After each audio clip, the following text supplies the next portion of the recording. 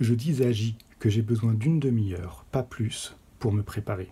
Elle semble trouver ce temps long, alors qu'il comprend à la fois le bouclage de ma valise, ma toilette et la prise du médicament indispensable contre le mal des transports, et ça ne me semble pas de trop. Je rassemble mes affaires, éparpillées dans la maison, dans une sorte de grenier traversé par des poutres, et surtout dans une pièce du rez-de-chaussée à laquelle on accède à plat ventre par la chatière découpée dans la porte. Pour sortir, en revanche, on peut ouvrir la porte normalement.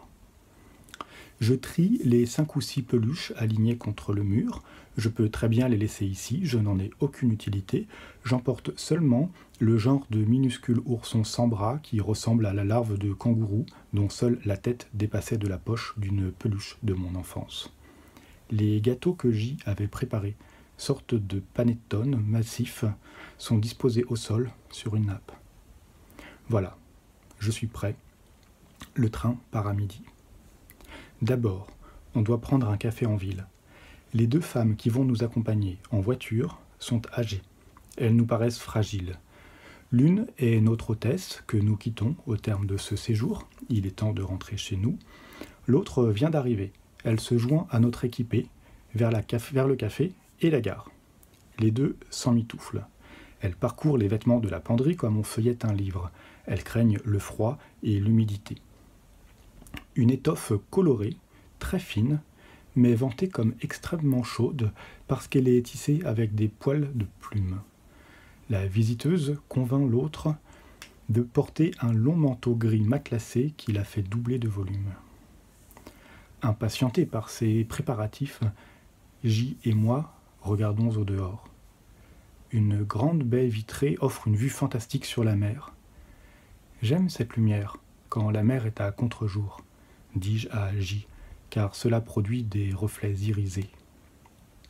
À notre gauche, on voit la côte découpée, une plage est nichée dans une brèche.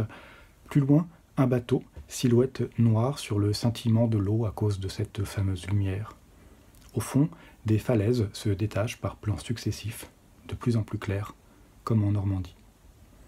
Dans le rêve, j'identifie plutôt ce paysage à San Francisco, bien qu'il ne ressemble pas du tout au San Francisco de la vie éveillée. Il se pourrait alors, à midi, que nous prenions un avion au lieu d'un train. Dans la crique où les vagues pénètrent, des hommes s'affairent. La plage est emplie d'une couleur jaune, très vive. Du sable ? Non, ce sont les feuilles ou les pétales, grands débris magnifiques d'une plante qui pousse à proximité. Ils tombent et fuient, portés par le vent, et les courants océaniques se déversent sur la plage et la couvrent d'un tapis d'or.